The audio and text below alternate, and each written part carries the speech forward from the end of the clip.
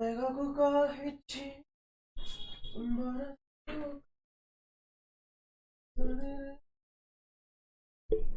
비집이 무거니 비집기나 거이들의 어떡하니 아이를 쌀밀리 아이를 쌀밀리 Okay.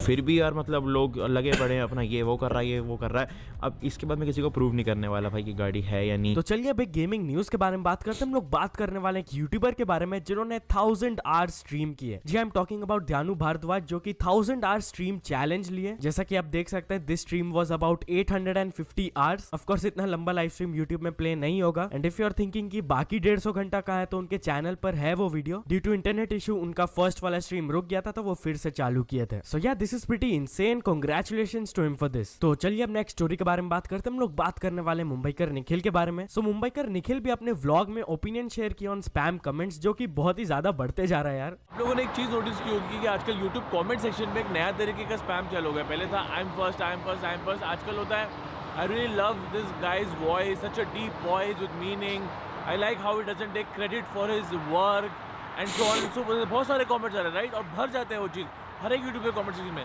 क्या कोई मुझे बताएगा कि क्यों हो रहा है, कहाँ से चालू हुआ, and why nobody is talking about it, और probably somebody is talking about it but then I don't know because I am outdated. कोई मुझे बताएगा ये हो क्यों रहा है, ऐसा स्पैम कमेंट्स आ क्यों रहे हैं। तो चलिए अब कुछ अचीवमेंट्स के बारे में बात करते हैं। तो फर्स्ट ऑफ ऑल बेरोजगार ने कंप्लीट कर चुके हैं 100 के सब्सक्राइबर्स। देन फनी अंगुलिया ने कंप्लीट कर चुके हैं 1 million subscribers. Then TG highlights ने भी कंप्लीट कर चुके हैं 1 million subscribers. And finally magnet brains ने कंप्लीट कर चुके हैं 5 million subscribers. So many many congratulations to all of them. तो चलिए अब कुछ इंटरनेशनल स्टोरीज के बारे में बात करते हैं। तो फर्स्ट ऑफ ऑल हम लोग बात करने वाले हैं डेजी के बारे में। सो फाइनली डेजी अपना फाइट अनाउंस कर दिए। It's going to be against Alex Wasabi and इसका डेट होने वाला है सैटरडे मार्च 5th। होपफुली इस बार डेजी ना हारे। तो चलिए फाइनल स्टोरी के बारे में बात करते हैं। हम लोग बात करने वाले हैं डैब्स के बारे में। नाउ डैब्स एक यूट्यूबर है जो अपने चैनल में वीडियो अपलोड किए थे of him drinking water and apparently YouTube उस वीडियो को टेक डाउन कर दिया ड्यू टू डेंजरस कंटेंट। अब उस वीडियो का टाइटल उन्होंने कुछ ऐसा दिया था, drinking hydroxic acid. And if you don't know तो हाइड्रोक्सिक एसिड वाटर का डिफरेंट नाम है, बट शायद यूट्यूब सिस्टम इसको गलत सोच लिया, इसलिए इट वॉज टेकन डाउन। दो वो कम्युनिटी गाइडलाइंस के अगेंस्ट नहीं था, बट इससे रिलेटेड डैब्स अपडेट देते हुए ये कहे कि दैट वीडियो इज बैक। भले वो डिमोनेटाइज्ड है बट उनके चैनल से वार्निंग तो हट गया एटलीस्ट। सो यार चल दोस्तों आज के वीडियो के लिए बस इतना ही, बट उससे पहले गाइस भूलना मत कैश करो आपको लिटरली फ्री में शॉपिंग करने पर भी पैसे दे रहा है, तो आप लोग भी इसे यूज करो यार। अभी डिस्क्रिप्शन में जाओ, लिंक मैंने दे दिया है, क्लिक करके डाउनलोड कर लो या फिर प्ले स्टोर ऐप स्टोर में सर्च करके डायरेक्टली मेरा कोड MAN25 यूज कर लेना for an instant 25 rupees sign up bonus. बाकी अगर आपको ये वीडियो थोड़ा सा भी पसंद आया हो तो लाइक कर देना, चैनल को अभी तक सब्सक्राइब नहीं किया तो जल्दी से जल्दी सब्सक्राइब भी कर लेना। न्यूज सबमिशन का लिंक डिस्क्रिप्शन में, वहां से जाके कुछ न्यूज भेजोगे तो आपको क्रेडिट्स भी मिल सकता है मेरे डिस्क्रिप्शन में। सो ऐसे सपोर्ट करते रहना, मिलते नेक्स्ट वीडियो में। Till then bye bye.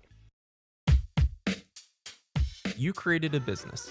Now, create videos for your business easily and instantly.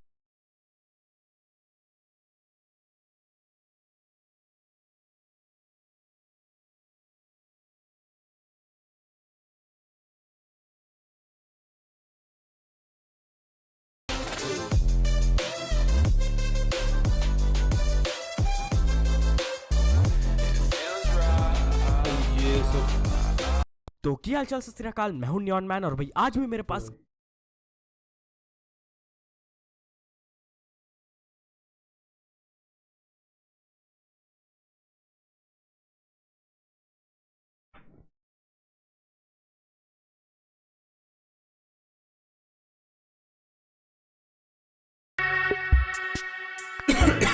Let me take my chair shower.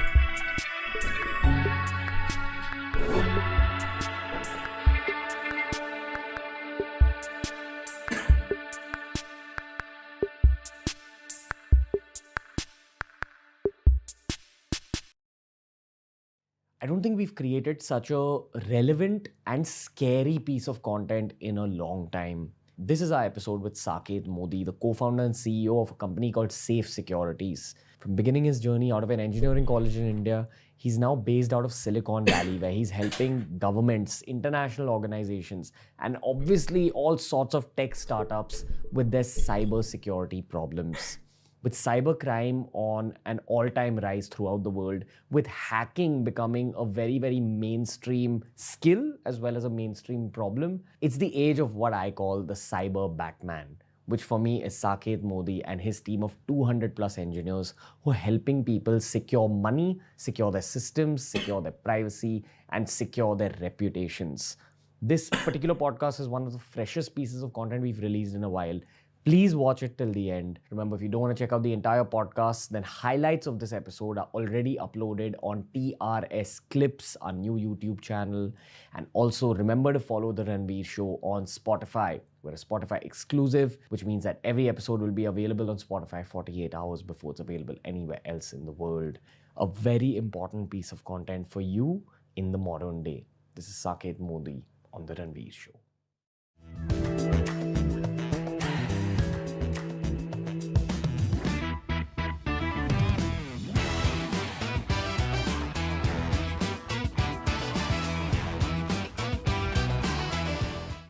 Saket Modi, welcome to The Ranveer Show. Super pumped and a little scared of you, honestly. We're friends, Ranveer. Don't worry. Got you covered. Some people might call you a hacker. Some people might call you an entrepreneur. Some people might call you an ethical hacker. Dude, how would you define yourself? What do you do? Ranveer, I'm a geek and a nerd. That's really who I am. Okay. I actually don't like putting adjectives in front of the word hacker. You know, I'm very comfortable if somebody calls me a hacker. I actually think it's a badge of honor, and we can get into it if you want on what do I mean when I say that. But who am I? Somebody who loves diving deep into anything that I set my eyes and touch and feel. And that's what has been my life since the very beginning. I want you to share two stories. The first one is a story you told me in our waiting room about the time you went viral on Twitter and national TV. And the second story is your origin story, man. How did you begin this whole hacking process? Because I've had conversations with you at this point in your life and you have a very elaborate brain. So let's begin with the viral story and then go to your origins. Yeah, but, it makes me feel like Dr. Zeus with an elaborate brain and how descriptive you are with that. But let's come to the two questions you asked. The first one, I run a business-to-business, B2B startup. So I understand very little about virality that you are the champion of. And this was like, I think 3 years back, where I was on national television, where I had the IT and the law minister with me. And very unfortunately, he was not given the brief about the background of the work we do for the government and, aligned to their mission of transforming the country in a digital way, the digital India. You helped the government with a lot of their cybersecurity based stuff. Yes, absolutely. Okay. So when you look at BHIM, when you look at UPI, when you look at some of our most critical infrastructure, whether it's airports, whether it's banking, whether it's the power and the grid side of things, we are responsible for majority of the key names that you would know about in each one of these sectors, and we protect them. So unfortunately, the minister was not briefed, and I guess he was running back to back on meetings. So he just came in and he was given a brief that here's this hacker who's this young dude who's going to come and show a live hack. So within the first 5 minutes of the show, he actually started by saying that if you dare to show a hack on this show, this is live television, I will have you behind the bars. And keep this in mind, he was not just the IT minister, he was the law minister of the country also. And as if that was not enough, he says, you see those two people standing there? I've got them. In case you do anything mischievous, it happens right now, right here. So that's where the program started. And I still remember my parents telling me that, when they were watching it, they're like, oh my God, what's happening? It's like that Bollywood movie moment, that you don't know what's going on. It is definitely not scripted. Like Anil Kapoor in Nayak. Have you seen it? Yeah, I have. And I love that movie. And you got it, right? So so something like that. And the whole show happened, and I did show some live hacks out there. And the message was very simple that, technology is really not evil. It's really not good. It's really an amplifier of anything that you want as a person, right? I went through some of your, videos while preparing for this interview, and I was amazed to actually get so much knowledge from your videos, Ranveer, which is you're using technology in a positive way. Unfortunately, there are a lot of people who use technology in a negative way by stealing information of people, by misusing their trust on technology, by snooping into conversations and doing some very wrong things like frauds, etc., etc. And that's not good. So my message was actually pretty neutral. Because I told you my only definition is I'm a geek and a nerd, and I technology is one of those things that I'm reasonably good at because I'm a computer science engineer, and the audience got that. So at the end of that show, when it was aired, and to my pleasant surprise, it was aired 7 days back to back, every day in the evening, like literally. And I, for the first time, felt what is the meaning of going viral on Twitter. And I had not seen such violent and such nasty comments against the minister, because the Twitter understood that I was not doing it with any intent which was malicious. It was not to do fear mongering. In fact, if you will see that show, which is still live, which is still on YouTube, you will see it was a lot of very positive reinforcement saying, guys, we can't go away from technology because it's like going back to the Stone Ages. But not using technology with awareness is the problem that most people face, because of which there's so much frauds that happen. So that's what happened, Ranveer. So I want to also hear your origin story, but maybe for some context related to this story and just who you are. Yeah. What scares you about technology going forward, and what should scare audiences? The two questions. The first part is, I'm very, very blessed and fortunate in my life, Ranveer. You get scared about things where you have wrong assumptions or wrong understanding with. If you think about it, the people who are not scared of ghosts are the ghostbusters. The people who are not scared of snakes are the ones who know about snakes reasonably well. So what does technology or things about technology that scare me? Nothing. In fact, I don't know anything in my life that scares me. I'm very fortunate that way, because I understand that at the first principle level, let's put it like that. So when you do that, it's like I'm very comfortable and there's nothing that scares me. Data backed, what I can tell you, and I think that's what you're trying to get to, that can technology be used for wrong purposes? The answer is an absolute yes. When Albert Einstein came up with the formula of E equals mc square, he wrote a letter to the President of the United States saying that this formula itself is so powerful, which can, those days they used to have bombs which could bomb one ship. And he said that if you use this formula for destructive purposes, which it happened in the future, we saw Hiroshima and Nagasaki for the same, you will not destroy ships, you will destroy an entire port and even cities. And the reason I'm saying that is, it is the same formula which gives us today usable, reusable nuclear energy, which is now used to power a lot of our houses, etc., etc. But it's the same formula which actually created the atom bomb. Technology is exactly that. The moment you use it for the wrong purposes, there's a lot of wrong that you can do. The moment you use it in a positive way, you actually create a very positive impact. So, I mean, I'm saying it will be used for bad. It will be used for good.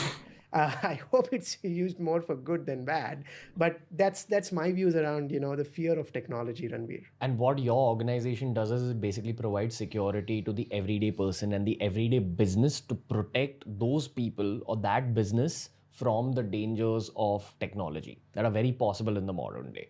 So you're sort of making an armor and maybe weapons for those people to protect themselves. Absolutely. So that's the most simplistic, and you put it very beautifully. What we basically try and do, we know that there are too many armors already out there for cybersecurity when it comes to businesses.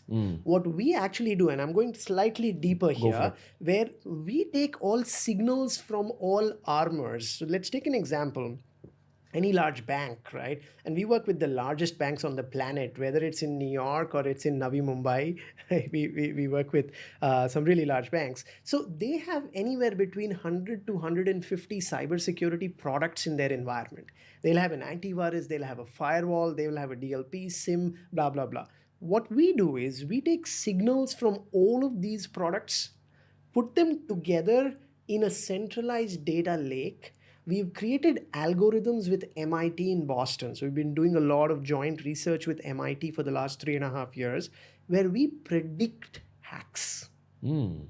So we say, what is the likelihood that there will be a ransomware attack in a bank in the next 12 months? And it's pure application of machine learning and data science that we apply to be able to, it's almost like an oracle which can predict. And if you think about it, there are a lot of industries which do it. For example, the insurance industry.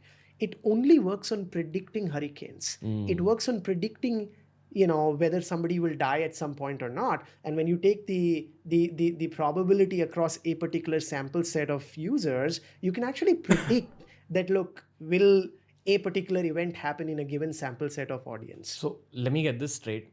You yourself understand how to hack systems. Of course. Okay, that's established. Yes. Now, I know that you're an engineer. You're from IIT. You're from IIT Bombay? Well, that's a funny thing. I was a visiting faculty. Oh, okay. And then we got incubated from IIT Bombay. Okay. So IIT Bombay is a shareholder of the company. And of course, we spent a few years there. I'm from a college in Jaipur. It's a college called LNM IIT. This is Ellen Mittal's dream to make an IIT. Got it. Nice. So because you have an engineering background, Yes. you probably perceive the world and your subject extremely mathematically. And you're a coder. So again, that whole mathematical inclination is reinforced. Now you yourself and your team of hackers, I'd say your team of people who are capable of hacking, understand, okay, these are probably the weak points in the world's internet map. Yep. And you say that if we had to hack some places, it would be these places. Yep. That's where the evil hackers will try hacking. Yep. And somehow you're able to quantify the data in your own mind and build out algorithms and build out systems which will protect exactly those weak points. You put it extremely beautifully. You're absolutely right. And Ranveer, what we do there is that, and going back to a very cliche Dhoom ka line, that chor ko pakadne ke liye chor ki tarah sochna padta hai. So definitely, we are the people who actually for many years have been even ethically hacking these big banks and big airports and big e-commerce companies to show them vulnerabilities and loopholes, which they need to quickly patch before a hacker can actually intrude into those systems which are out there. Is it a part of your sales game? You go, hey, by the way, we hacked your system. Well, you know what? That has happened in the past where that has happened because, and by the way, a lot of times our customers ask us for the same because when they say that, okay, show me how competent you are, you actually go ahead and of course you do that with permission, with authorization. We sign an NDA, we sign the authorization to try to breach them in a given time frame of, say 7 days or 14 days. And we actually run a campaign where we try to intrude into their systems. We'll intrude through, so a large bank will have, say, 25,000 systems, right? So you can actually intrude through one system and then do something called lateral movement because the system is connected to the VPN, which is the internal network. And you can hop from one system to the other till the time you get to that particular system, which is storing the databases where transactions happen. So this was, I think, last month, where we demonstrated to a very, very large bank in Europe how to transfer money from any account to any account live. So we transferred money from the CEO's account to the head of security's account in real time. And they're like, oh my God, is this real? And we showed them that. And this is very normal. So we probably, get to see this like all the time on how, so it's like for a lot of people who don't come from my world, it might be like, hey, is it even possible? I thought systems were supposed to be protected. I wish it was that idealistic on when you look at systems and security. So I was reading your Wikipedia page, which said that you hacked your school system to get some chemistry paper answers, and then you basically were able to cheat on an exam. Is that true? Is that a true story? That's how you got into hacking? I've been a geek and a nerd always, all throughout. Yes, I was in my school where I went ahead and basically hacked into chemistry because I was a terrible student. And this goes back to the second point if you want. I'm just going a little bit into my story. Sure. My report card used to have more reds than blues. I was a terrible student. But there were 3 subjects, which was mathematics, computer science, and physics, which I was almost always top of my class. Like those were my subjects. Those were things which I always enjoyed, right? Speaking about your bad grades, I just want to say don't judge a fish by its ability to climb a tree. But go on. Well, you're right in that way, because those were things where I was not interested, and I was a fish very clearly who did not want to climb that tree, and that's the reason why there were so many reds in my report card. Whenever my parents used to go to the school, they're like, "Oh my God, this is not good," and but because there were a few subjects we were really good at, chemistry was one of those subjects where I used to like back to back fail. Like every time, I never wanted to learn those complex formulas and things around that. And this was right before the board examination, where my teacher, and literally I got this thing from the principal of the school saying, if you don't go ahead and pass this exam, you'll not be allowed to sit for your boards. There's something called pre-boards. So, there's you do those things. So I had to do something, and that something was not study. So we I was there they used to type the computer paper in the computer lab. But my teacher was very smart. She went ahead and she locked, it was a Microsoft Word paper. So, you can lock a Microsoft Word file with password. We used to play a lot of Counter-Strike back then in the computer lab. So it was easy to actually get an access to the file, get it on my system, took it on my pen drive, got it to my home system, and simply ran like very freely available. There's something called brute force tool. And what's brute force in a very simple way? If you think about passwords, it's always a combination of lowercase, uppercase, special characters, and numbers. So a brute force tool simply tries all combinations possible. So it'll start with A and then AA, AB, AC, AD, and probably do like, tens of thousands of attempts every second. So, at some point it will crack the password. So it was really that simple. Download a tool, give it a big dictionary or a library of words, or just let it do random, permutation combinations, and then try to basically leave it for, I left it for like 8 or 9 hours and I got the password. So it was really that simple. Download a tool, give it a big A and full simulation of lower tool, and simply ran like very freely available. There's something called brute force tool. And what's brute force in a very certain number, which I didn't intend to do, but I still did it because I wanted to pass the exam, and this was right before the exam. So in a way, it was very legal. When I say legal, because I'm telling her right before the exam. Remember, this is last exam before the boards, and I went to her like 30 minutes before the exam, and she was like, "You're telling me now? Are you serious?" And then she was like, do whatever, I'm okay. I still scored like 65 out of 100 in that, because who wanted to learn all the answers? Like, too long. I like, dude, no, that's not me.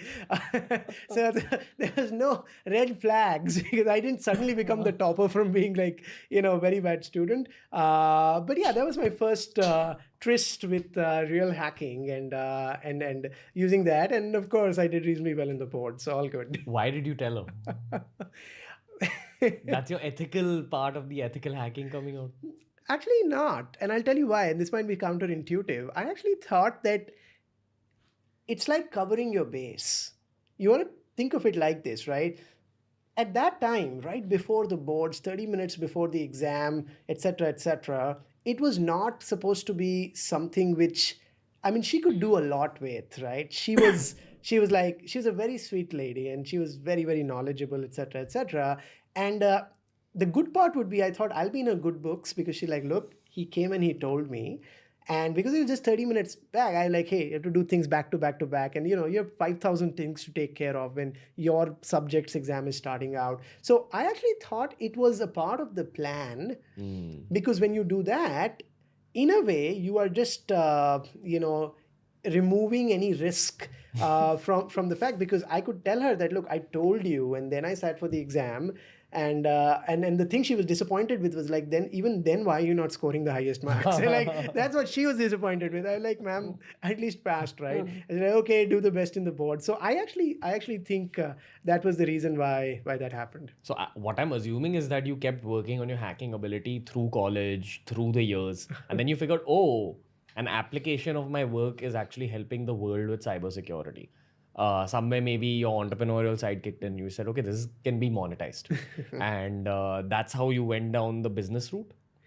Yeah, so I've been very fortunate. I have 2 degrees. One, I'm a computer science engineer. The second, I'm a Marwadi from Calcutta. So when you talk about your MBA degree, that's what it is, right? So I was deep into anything that I would do, Ranveer. So computer science, when I was deep into it, I would go to the first principles of how does it really work, right? At the bits and bytes and the register level, where you have the NAND and the XOR and the different kinds of gates interacting with each other, and like, forget computer science. I'm actually talking electronics right now. On how, Microprocessors exactly. and So how does different kinds of registers interact? What is machine learning code? Like really to the first principles of how computer science works. But that's not the only thing I was doing, right? There's a lot of other things, right? I mean, I had my own table tennis team. We were playing nationals. I had a band of my own. I was playing national chess. There's a long list of, because anything that I was doing, the common theme was always that I was deep diving into it, like really going deep in, which I was enjoying doing. So if I was not an entrepreneur right now and I was playing chess or I was a table tennis player, I'd be equally thrilled and excited. So I was very lucky in that way. However, this became one of those things where, because the opportunity was very large and it was almost like a green field, where it was like cybersecurity is still a $160 billion industry growing at 16% year over year. So it's not a crazy big industry, but at the same time, it is among the top 3 fastest growing industries on the planet. So again, the engineer and the geek in me, data-driven, said that it's a great place to be, because if I can go deeper into it and make certain things which can really move the needle. And it's not just cybersecurity. The good part of cybersecurity is it's actually first principles of digital. Anything to do with technology will always need security. And the future of our metaverse, our phygital world, which is physical plus digital, is always going to have this premise on which it will grow, and that is called cybersecurity. So I was like, look, it makes a lot of sense. If I'm going to be spending 20 hours a day for many, many, many years to come, it's like this, right? If you roll a ball on a mountain, like a big ball, is it easy to do it? Is it tough to do it? The answer will be depends on the direction you're rolling. If you're rolling the ball downstairs, you probably need to stop it because it'll be too fast. If you're rolling it up, there's so much more work you have to do. So it's the same with career in my way, because it was almost like this. I was fortunate to be in a career where there's so much of tailwind, where it's like all I have to do is not do something stupid. And if you don't do that, there's a high probability you end up making something which is an organization of the future and can be potentially a very, very large and impactful organization. And on a day-to-day basis, with how cybersecurity is evolving, with how hacking is evolving, with all these Russian and Chinese hackers out there supposedly, does your world get more and more exciting every day? And is it more and more challenging? Do you also have to kind of polish your weapons constantly? Short answer, absolutely yes. And that's the thing about cyber and the world of cyber, right? If you think about it, we went from being... it's like 2-dimensional movies to 3-dimensional movies, and now you have 5-dimensional movies, right? We have sensory organs, blah, blah, blah. The dimensions keep expanding. If you think about it, the physical forms of attacking, warfare, was always very, very 2-dimensional. You have a 3rd dimension where you have this air also, and you get the Air Force, etc., etc. But it's actually something which you can see in a map. Suddenly, when you talk about cyber, the amount of like the damage that you can do and the multi-dimensional facet, because every key ammunition or weaponry in today's day and age is also enabled by cyber. So there is a dimension where all kinds of weapons that you would be seeing in the near future, if they're not cyber driven, they're a thing of the past. It's not accurate. By cyber driven, you mean connected to computers or the internet or both? No, I'm saying the computer will become the weapon. Okay, it's like cyber warfare. No, I'm saying the computer will become the weapon means, what in your view is a Tesla car? A lot of people will say it's a car which is automated. If you really look at that, it's actually a computer which has 4 wheels. And it's a very different way of looking at it, Ranveer, right? So I am saying, when you think about weapons, the real IP, the intellect property out there today in a AK-47 is the fact that the speed at which the bullet comes out when you pull the trigger. I'm saying the AK-47 of the future will be a computer that you'll be carrying in the form of an AK-47. But the fact that you can lock in the target by, say, a few miles far away and do profiling of people that you want to selectively shoot, you can decide the speed depending on the wind, the altitude, the pressure. It auto detects the target that you are programming it to look at, and then auto shoots itself. You don't need to put a trigger. In fact, that's what drones are. And that is a computer which is making the attack. It's not a weapon which is a little bit of automation. And that's the difference in mindset that I'm talking about. That when you talk about the future, that's the reason why it's so scary, because when you talk about any one of these dimensions, and this is only the physical side, there's a virtual side to it, because to coordinate between all weapons, you need that to be on a network, if not on the internet, because no army will ever be on the internet, because it just exposes them. There's a DMZ between their own network and everything else. And that becomes the problem. Why? Because if you have one intruder who comes into one piece of that network, you basically have the visibility of the whole network which is out there. So it's almost like Alan Turing, and how basically if somebody is able to crack the encryption, which he did for the German code during the World War, like almost the war was over, because they were communicating using those encrypted ciphers and encrypted channels. And if you were in it, you could just hear everything and understand the strategy. Out here, that's how cyber can be in a physical warfare, because when you're inside, there is just this humongous amount of stuff that you're able to do with things, and that's only physical. And then of course you have the actual digital warfare. If you know, for example, when the standoff with China happened recently, what most people don't realize, the action was not happening at the borders. It was happening on our websites. There were more than 1 million websites, 1 million, which were hacked on both sides, because there were 16-year-old hackers who were very patriotic and wanted to breach into the other countries on both sides, not just one. And they will hack into the website and put a flag of India or flag of Pakistan or flag of China whenever these wars happen. And this is just a brand new trend on how hacks are going to evolve in the near future. So hackers have sort of become the new soldiers of the country in some ways. Well, considering the amount of respect I have for soldiers, I don't want to put all hackers there, because you want to keep this in mind. While a hacker might have a skill to do something wrong, most of them don't. They just use tools. We call them script kiddies. But assuming that there are obviously a number of them which are really technical, who really go to the first principles to understand how hacking works, remember, having skill is not equal to being a soldier. It's almost like this, right? I can fight very well doesn't mean I'm a soldier. There's a badge that you carry as a soldier, because that means you have some moral responsibility. You're working in a framework.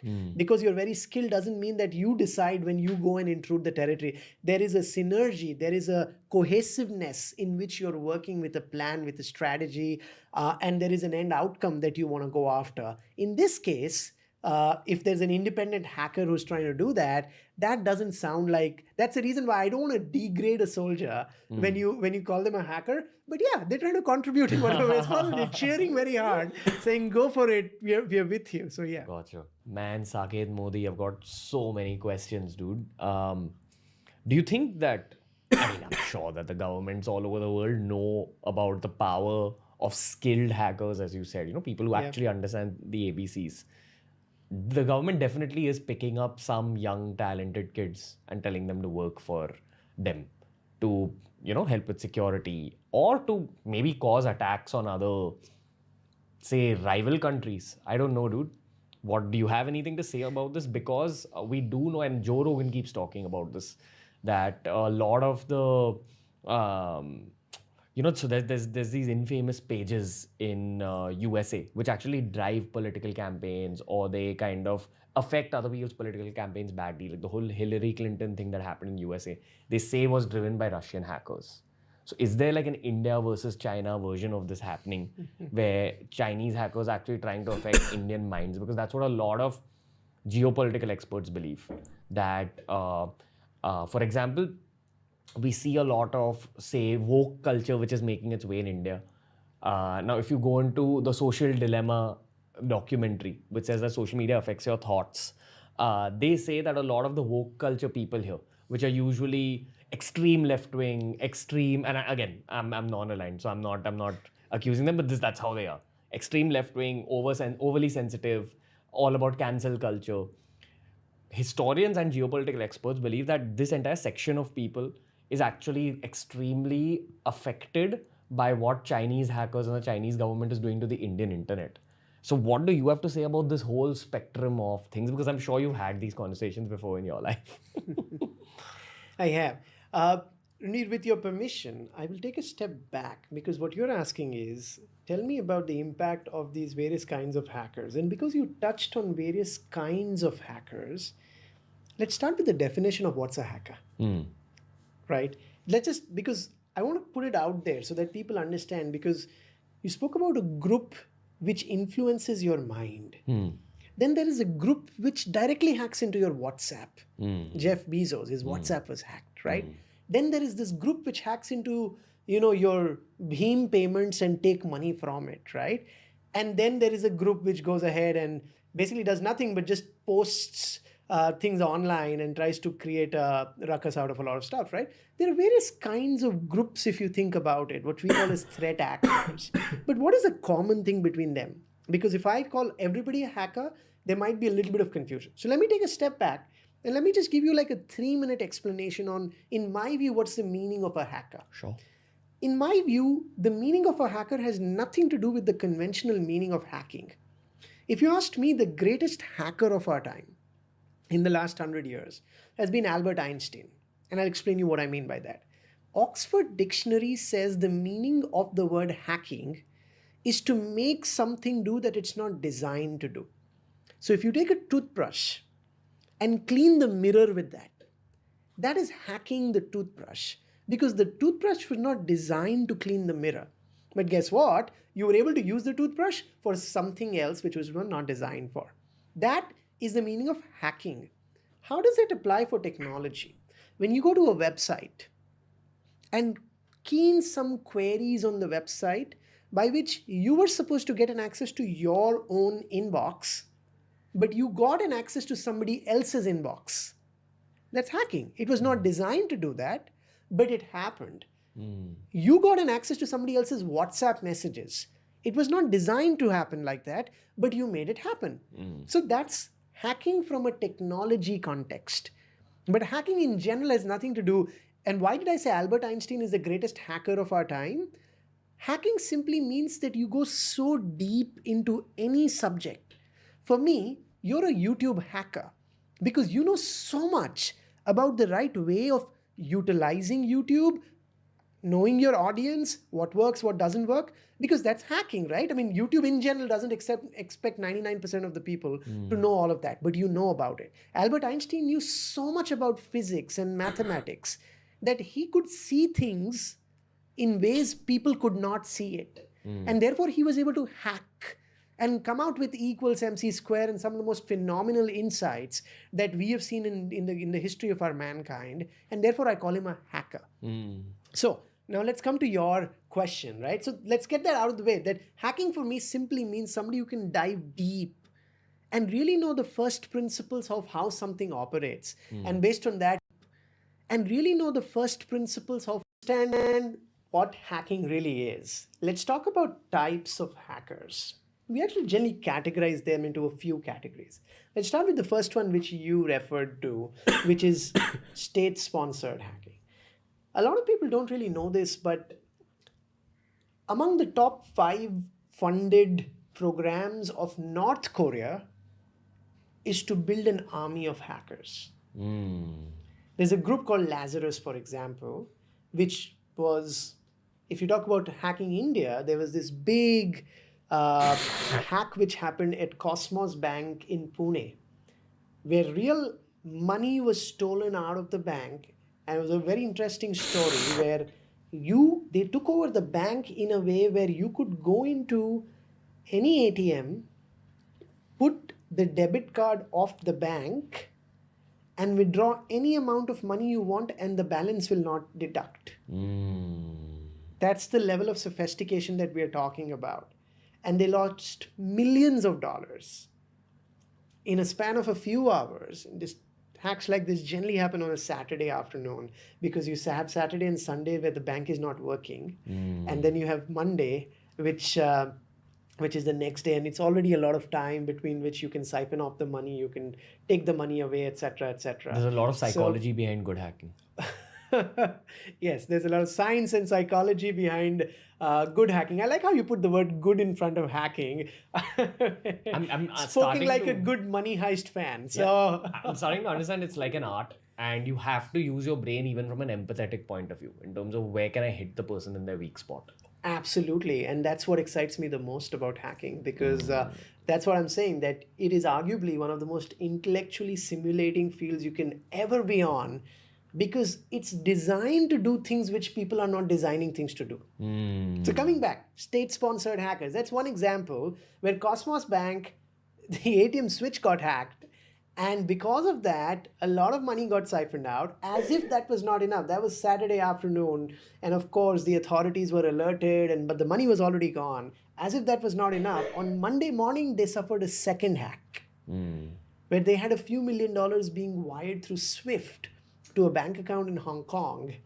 And that was like back-to-back 2 hacks on a bank, which was expected to be pulled from this group in North Korea, and the money was all gone.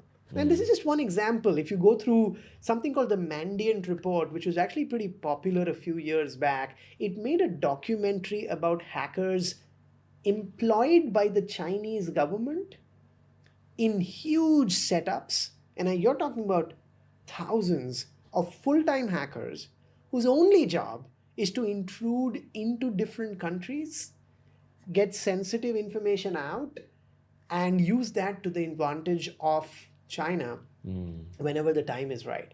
And I can keep going on and on and on and on. There was this massive attack called NotPetya, which had a reported impact of $10 billion, where, if you know, for example, Maersk, which is one of the largest shipping companies in the world, lost over $500 million in cash because all of their systems, the employees walked into their office and morning, right next to a beautiful looking lake was their headquarters, and the systems are all working in the morning, 11 a.m., all the system starts becoming red. The screens one by one start automatically turning red. And when that happens, people don't know what's happening, don't know how it's happening. They're all calling the IT support, and guess what? His own system is red. Wow. And he has no clues what's going on. And this was a shipping company where there were perishable goods which were coming into the port, and you had the barrier, barrier which was now shut, and the system which could actually take that up was shut down. So you actually had a traffic jam of many miles with these big shipments which were supposed to get to the ship before a particular time. Otherwise the whole good would perish. And you actually had, like, again, hundreds of millions of dollars of actual impact that company saw. Unfortunately, this year, again, and that was done by allegedly Russian state-sponsored hackers, right? There was another example where, unfortunately, we had an infant die this year in a hospital because of a ransomware attack that was also executed by state-sponsored hackers. That's what accused. And I keep using the word accused because, Ranveer, you will see it's extremely difficult to really find out who did what they did. Because in the internet, it is so easy to spoof your identity. I'm going to come to that slightly later. But for now, those are some examples of arguably multi-billion-dollar campaigns that governments are running to be able to go ahead and try to get information from the outside, because data is the new oil and everybody's digitizing themselves. So if you would know the digital infrastructure of a country, there's a lot of damage you can do. But that's only one category. Sorry, you have a question. I would assume that when you said ransomware hackers, it's like holding someone to ransom, that you either give me money or I will do this. That's ransomware. But the example you spoke about where the traffic jam of ships was created. Not ships. The trucks which were going to come in to put their to put their goods on the ship. Is that also ransomware attack where you say that either you give us money or all your goods will be... Well, this was also a ransomware and this was even more deadly, and I'll tell you why, Ranveer. What happened in that case was, because of this, it's called NotPetya. What happened was, when you get a red screen, you actually get a message which says, transfer $300 to this particular Bitcoin wallet and send an email to this email ID that the money has been transferred. And once you send us the particular transaction ID and say, this is what I sent the money, I will send you the key to decrypt your data. You know what happened in that case? Because that became so popular, the authorities seized and completely blocked the email ID. So you can transfer the money on a Bitcoin wallet. You're trying to send email to the hacker, but there's no email that gets to the hacker because that email address is now seized and is not being used. So technically, there was no ways to recover your data, which was out there. As if this was not enough, the next stage of ransomware attacks these days is called something called doxware. What is a doxware? In a very simple way, Ranveer, you will go in. Ransomware is where I've taken all your data on the phone, encrypted it, and I'm telling you, you know what, if you don't give me this much money, I will delete your data. Well, explain what encrypted is for the audience. Encrypted in a very simple way. If I was trying to talk to you right now in German, it would be encrypted. Something I can't understand. Yeah, it makes sense to somebody who knows German, but it doesn't make sense to you because you don't know German. Like, think of it like a code language. Like, you know, a secret language or something. Yeah, it's very, very simple. Where it's a language which you don't understand. It means encrypted in a very, very simple way. There is a key. Key means somebody who knows that language will know what you're encrypted. The way ransomware works, it'll come to your system or it'll come to your phone and it'll encrypt the data out there and basically say that you can't read that data anymore because it's encrypted. Only I as a hacker can read that data. Send me 20,000 rupees, 50,000 rupees, whatever, different numbers. And if you send me that money, I will be able to go ahead and then send you the key using which you can decrypt it. Means that encryption will go away. So in this case, because, you know, it was obviously, the email ID was seized, there was no ways to retrieve it, but the hackers have gone to the next level of something called doxware. As, you know, losing your data is bad, but you know what's worse? If I have access to every picture of yours and your contact list, and I tell you that, Ranveer, I have all your pictures, your actual pictures, and they're all nice pictures, but I will make a morphed picture of you where you will not be happy to see what you will see there. I will put that picture in your stack of original pictures and I will send those pictures to every single contact on your phone. Can you imagine how deadly would that be? I've had people crying, ultra depressed, who've come to me with the fact that, oh my God, what do I do? My world's going to come to an end because somebody has access to certain things or is blackmailing me with certain things. And they're saying they'll put it out to my family, to my friends, to everybody. And unfortunately, there's no ways to go ahead and recover that or try to get that back forcibly. The good part is the Indian IT Act actually helps you. If somebody's trying to do that to a girl, etc., there are some very, very, very, very strict, you know, penalties. The person will go to the jail if they continue doing that, or they even try to do it once to a girl or even to a guy. But that's a different topic. Coming back to what you asked, that's called doxware, where you're saying that, hey, forget about deleting the data. I will use the data to go ahead and then, threaten you till the time you pay me money or do certain things that I want you to do. Who are the targets of these kind of attacks? Is it like powerful people? Is it someone's ex where someone's like, yo, I will mess up your world? So I've seen all of the above. So unfortunately, it's basically somebody who wants to take revenge. And that can be between countries, it can be between companies, it can be between individuals.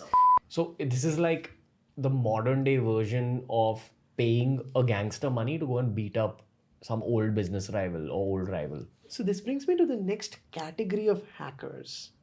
called, and they are hacker as a service. You know, SaaS, software as a service, you have hacker as a service. There are a lot of underground forums, Ranveer, where you can go and hire a hacker. And you know what? How easy it is? You go to these deep and dark web forums. So you use something called the Tor browser to go to the deep and dark web.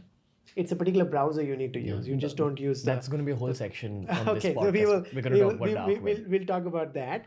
But the point there is when you're at the dark web, and there are thousands of these hacker as a service, hire a hacker website, where all you need to do is go and give the Instagram ID or the Facebook ID or the email ID of the person who you want to get hacked. The hacker will take that Instagram ID. Good part, they don't take any money. They say, thank you for submitting the request. We will come back to you in the next few days. They will come back to you with a screenshot of the inbox of that particular Instagram ID. Just to prove to you, look, I've got an access to the inbox. Only once you're convinced that yes, it looks like somebody really has an access to the inbox, are you expected to give the money using Bitcoins? It's almost like cash on delivery. Right? You see the product and then pay the money. That's what is happening here.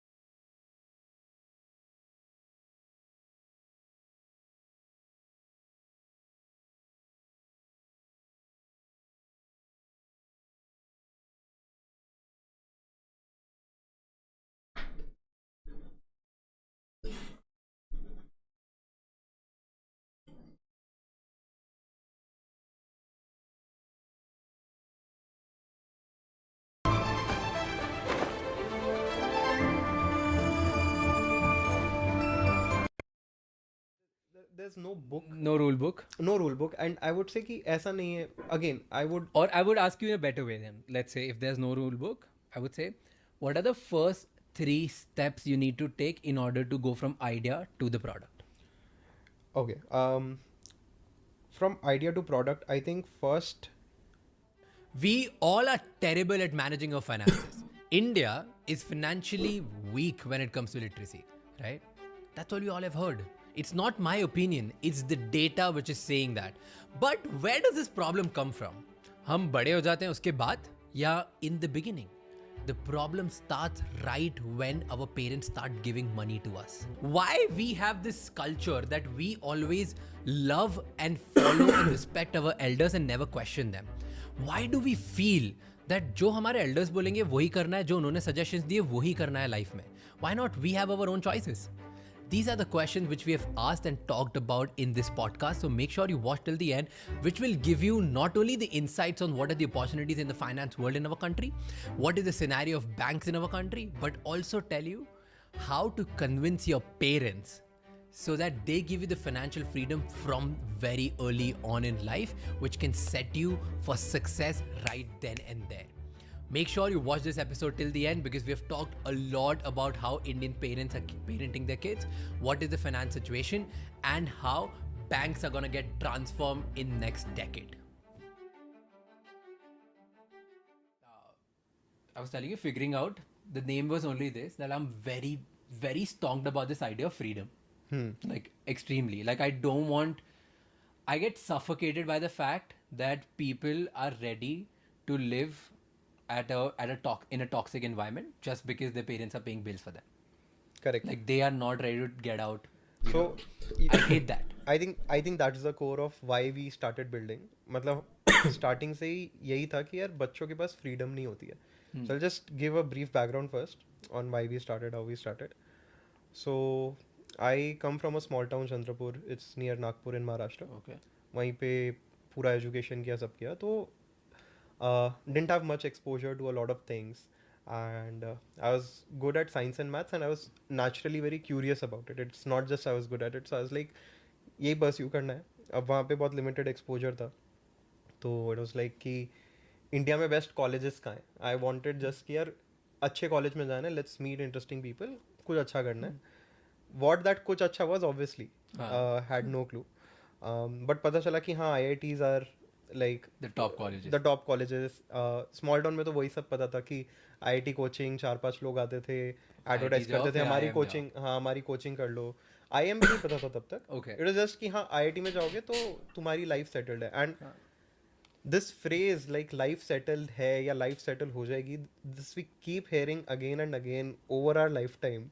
कि 10th पास कर लो तुम्हारी life settle हो जाएगी, 12th कर लो फिर life में कोई tension नहीं है, एक बार इंजीनियरिंग कर लो फिर लाइफ में कोई टेंशन नहीं है. And I think we very wrongly pursue it, like what actually settling in life means.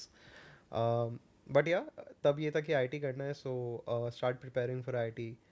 And Okay, I want to stop you there and then we can continue. What does settling means in life? what does settling mean? What does it mean for you? So I'll answer that once we have the context Okay. on why we built. All right, Right. okay. So I'll be able to answer that better.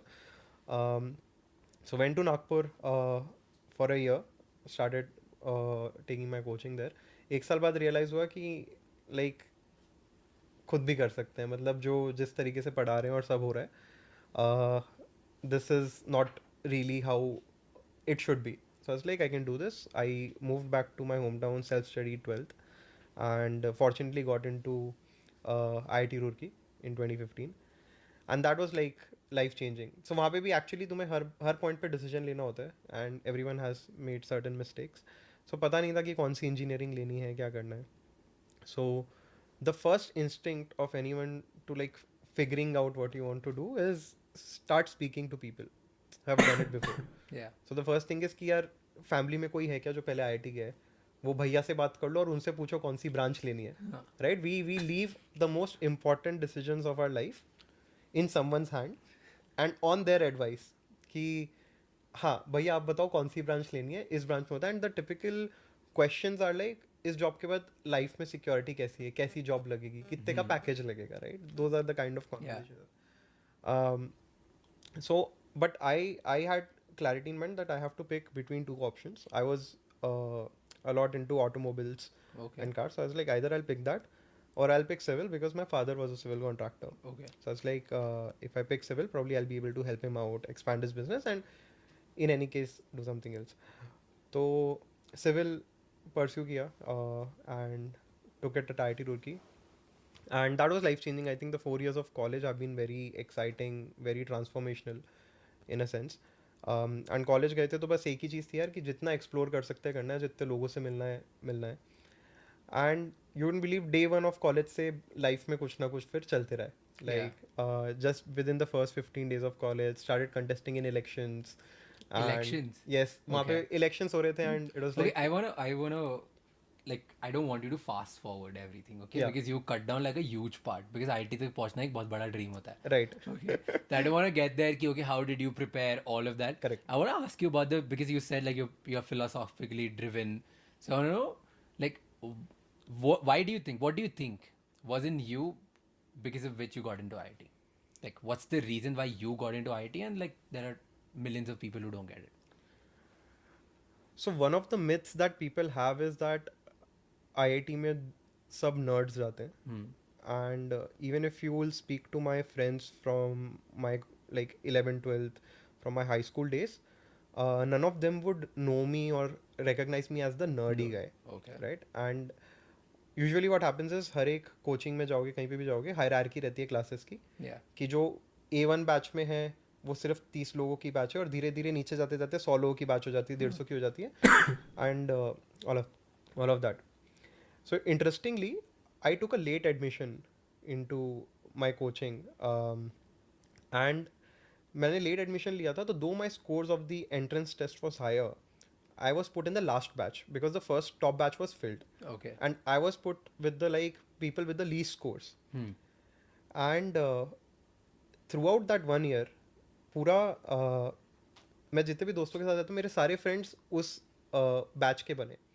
And they are still friends with me now. One of the friend is staying with me currently at my house.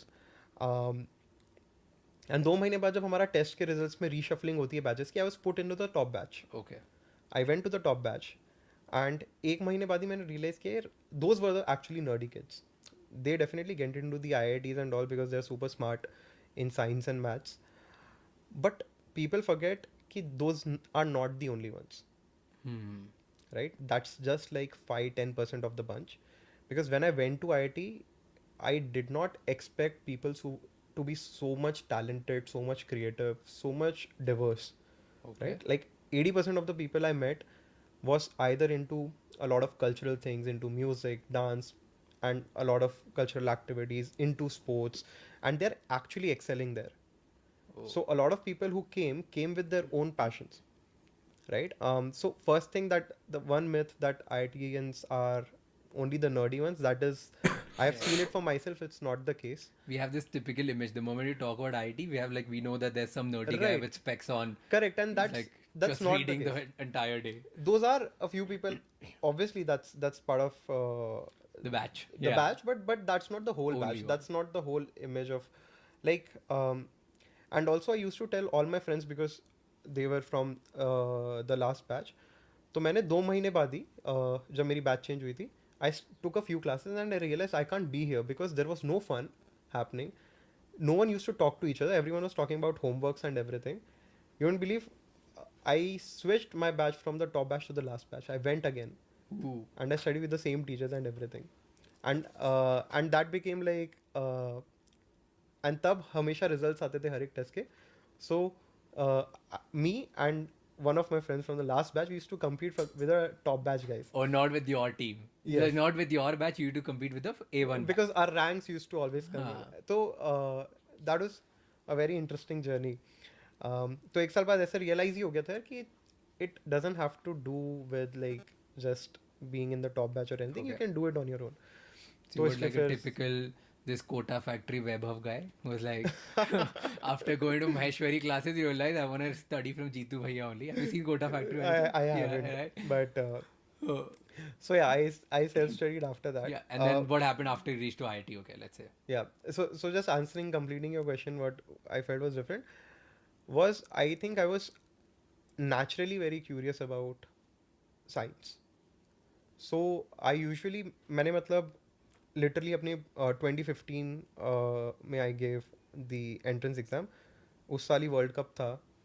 मैंने पूरा IPL देखा है, पूरा world cup देखा है. I haven't skipped any movies in those 2 years. I've watched all the movies and सब कुछ किया है. मतलब I used to just study for 7-8 hours, but when I was studying, right? I was too much into it, and that was just because I enjoyed it. So I think that was the difference. And even after going to IIT, I've realized जब भी तुम किसी से बात करते हो, it's very easy to have conversation about, let's say, science or life in general. The natural instinct is a bit higher. Yeah. That you can just talk to anyone and just start talking about something. So yeah, that's the main difference. But yeah, after I went to IIT, तो ये था यार explore करना.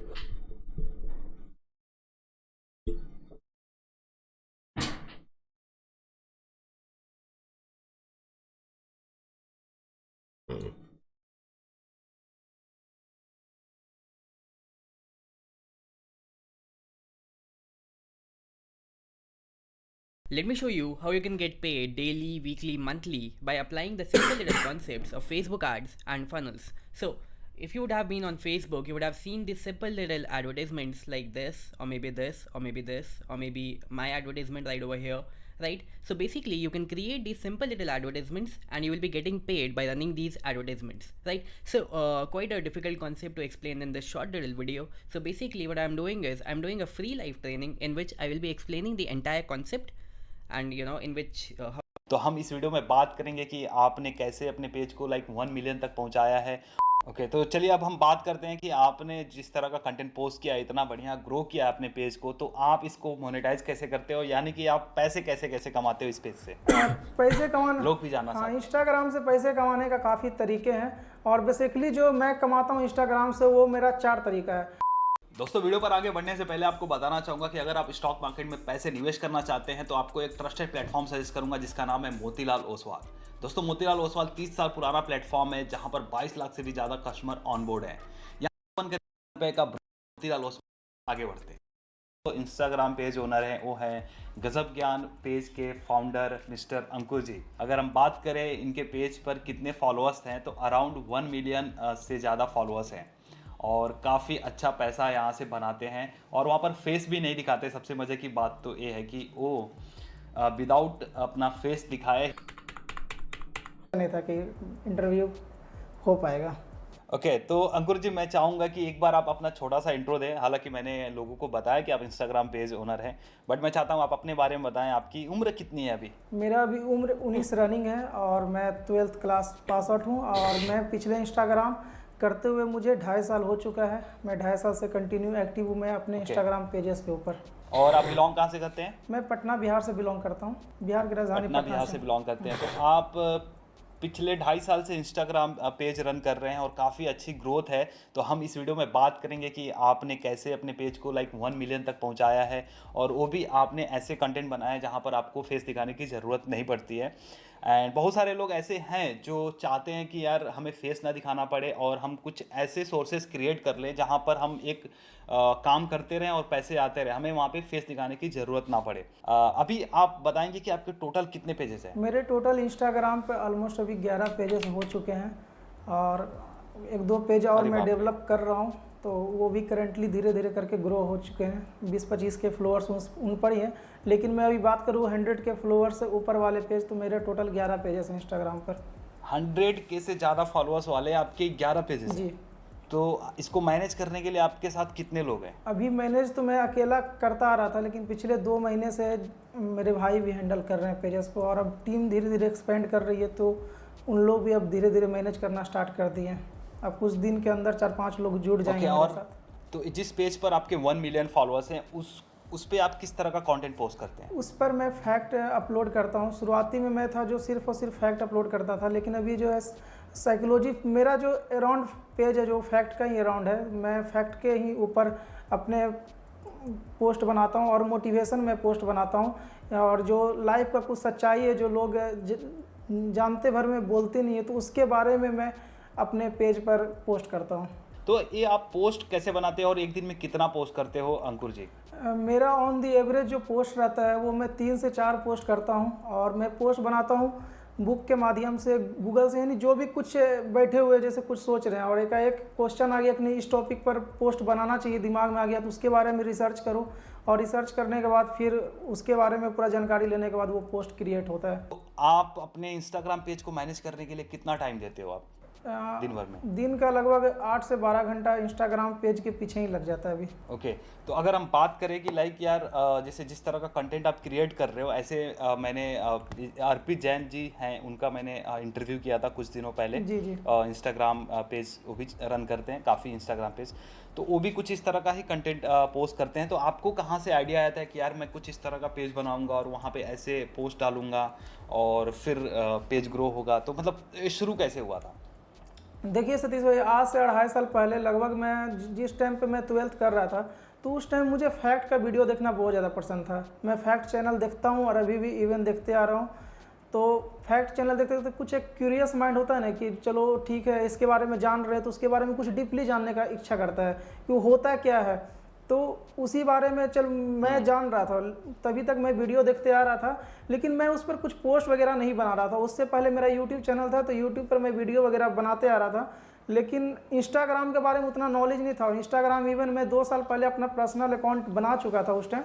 तो उसके बाद क्या हुआ, मन किया कि चलो पोस्ट करते हैं। तो लेकिन उस टाइम पोस्ट किस तरीक़ा से एडिट करते हैं कुछ पता नहीं था, और बड़े पेज एडमिन को जब मैं मैसेज करता था तो उसके टाइम रिस्पांस नहीं आता था, लेकिन यूट्यूब पर देख देख कर, हाँ देख देख कर सीख कर करते गया और एक्सपेरिमेंट होते होते धीरे धीरे फिर पोस्ट मैं सिर्फ डालते रह गया। मैं कभी सोचा नहीं था कि मैं अपने पेज को इतना लेवल तक जा भी पाएगा और मोनेटाइज भी वगैरह कर पाऊंगा। बस उस टाइम एक इच्छा था कि चलो जो चीज़ सीख रहे हैं वो चीज़ शेयर करते जा रहे हैं।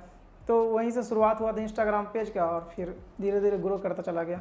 तो हम मोनेटाइजेशन पर आने से पहले मैं आपसे जानना चाहूँगा अभी आप कौन कौन से टूल का इस्तेमाल करते हैं? जैसे कि आपने बताया कि आपको उस समय पता नहीं था कि इस तरह के पोस्ट को बनाते कैसे हैं, तो आपने कैसे अभी कैसे आप बनाते हो, क्या टूल यूज़ करते हो आप? दो मोबाइल से सिंपल एडिटिंग हो जाता है, पिक्सआउट और पिक्सल लैब की मदद से। ओके, तो आप सिर्फ फोन का यूज करते हो इस तरह के कंटेंट बनाने के लिए? आप लैपटॉप का यूज नहीं करते या फिर कंप्यूटर का? नहीं नहीं, लैपटॉप का और कंप्यूटर का यूज अभी तक नहीं होता है। बीच में मैंने ट्राई किया था तो कंप्यूटर में थोड़ा टाइम टेकिंग हो जाता है, और मोबाइल में आदत बन चुका है तो मोबाइल से ही चलता है, और मोबाइल से काफ़ी अच्छा क्वालिटी मिल जाता है, तो कंप्यूटर की ज़रूरत नहीं पड़ता है एडिटिंग करने के लिए। ओके, तो चलिए अब हम बात करते हैं कि आपने जिस तरह का कंटेंट पोस्ट किया, इतना बढ़िया ग्रो किया अपने पेज को, तो आप इसको मोनेटाइज कैसे करते हो, यानी कि आप पैसे कैसे कैसे कमाते हो इस पेज से? Hey guys, welcome in our new house. Guys, कुछ टाइम पहले मैंने अभी बिल्डिंग खरीदी।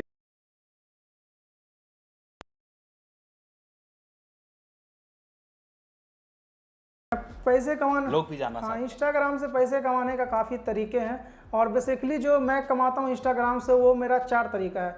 एक, मैं डायरेक्ट एडवर्टाइजमेंट करता हूँ, जैसे मेरा पेज जो मेरे नीच पर जो पेज है उसी नीच पर लोग आते हैं, प्रमोट करवाते हैं, तो उनका प्रमोशन होता है, कुछ ब्रांड प्रमोशन होता है अनअकैडमी का, कुछ हेल्थ रिलेटिव, तो उनका प्रमोशन होता है। फिर थर्ड होता है टारगेट, यानी कोई बंदे आते हैं, बोलते हैं, कोई कंपनियां आती है कि मुझे 50,000 1 लाख फॉलोअर चाहिए 1 मंथ के अंदर, तो मैं और मेरे 1-2 बंदे हैं वो मिलकर हम लोग संभालते हैं, उनको टारगेट पूरा करते हैं। और साथ साथ में एफिलिएट मार्केटिंग, यानी कभी लगता है कि कोई एप्लीकेशन है जो अच्छा रेफरल दे सकता है, तो एप्लीकेशन के मदद से रेफरल से भी हम लोग अर्न कर लेते हैं, और उस टाइम अच्छे खासे अर्न हो जाते हैं। क्या बात है, क्या बात है। तो जैसा कि आपने बताया कि आप दूसरों के पेजेस भी मैनेज करते हो और उसका चार्ज करते हो, तो इसका कुछ एस्टिमेट अगर आप बताओगे, लाइक अगर जैसे मान लो मुझे एक पेज मेरा ग्रो करना है एंड उसको मैंने बता दिया कि मुझे इस तरह की ऑडियंस तक पहुंचाना है या फिर इस तरह का कंटेंट पोस्ट करना है इस पर, तो आप सारा कंटेंट वगैरह आप बनाओगे और आप मैनेज करोगे उसको। तो अगर मान के चलो 1 लाख फॉलोअर्स मुझे चाहिए, तो 1 लाख फॉलोअर्स के लिए आप कितना चार्ज करोगे? डिपेंड करता है सतीश भाई कि वो कौन सा कैटेगरी में आप ग्रो करना चाहते हो, किस तरीका का। अगर आपको किसी भी तरीके का ऑडियंस चाहिए तो वो आपको कम रेट पड़ेगी, लेकिन आपको अगर टारगेटेड ऑडियंस चाहिए, जैसे मैं फॉर एग्जांपल बोलूँ कि एक टेक्निकल ऑडियंस चाहिए, जो टेक्निकल रिलेटिव से ही ऑडियंस होना चाहिए, तो डिपेंड करता है कि किस नीच में चाहिए, टारगेटेड ऑडियंस चाहिए, उस हिसाब से रेट अप्स एंड डाउन्स होते हैं। तो आप अप्रॉक्स अगर मैं बोलूँ कि एक टारगेटेड ऑडियंस के पीछे अगर टेक्निकल लगाना है, जैसे मुझे टेक्निकल ऑडियंस चाहिए, 1 लाख फॉलोअर चाहिए, तो अप्रॉक्स आपको 3 लाख से लेकर 5 लाख के बीच में पड़ सकता है, और इतना तो जाता ही है जब टारगेटेड ऑडियंस आपको चाहिए तो ये सारे जो भी फॉलोअर्स होते हैं ऑर्गेनिक होते हैं, लाइक कंटेंट के थ्रू ही आते हैं? हाँ, प्रमोशनल कंटेंट बनते हैं, प्रमोशनल कंटेंट के थ्रू, प्रमोशन के थ्रू ही फॉलोअर्स दिए जाते हैं। Okay, great great. तो आप बताना चाहेंगे अंकुर जी कि आपकी पहली पेमेंट कब आई थी और कितने की आई थी? कैसे आई थी? मेरी पहली पेमेंट आज से लगभग 1.5 साल से ऊपर हो चुका है। मेरी पहली पेमेंट जो रही है वो मात्र 30 रुपये की पेमेंट रही है। तो उस टाइम पता नहीं था, जैसे एक्चुअली जब इंस्टाग्राम स्टार्ट किए थे तो मैंने कभी कमाने का इससे किया ही नहीं था कि कमाना है, अर्निंग करना है, बस एक इंटरेस्ट था, तो इंटरेस्ट से पोस्ट करते जा रहे थे। धीरे धीरे अकाउंट को बूस्ट मिलना स्टार्ट हुआ, अच्छे अच्छे जब कंटेंट डालना स्टार्ट किए, बूस्ट मिलना स्टार्ट हुआ, धीरे धीरे इंस्टाग्राम के बारे में नॉलेज हुआ। तो एक बार डीएम के थ्रू मुझे प्रमोशन के लिए आते हैं, और उस टाइम मेरे पेज पर अराउंड 40 से 50 के फॉलोअर्स था।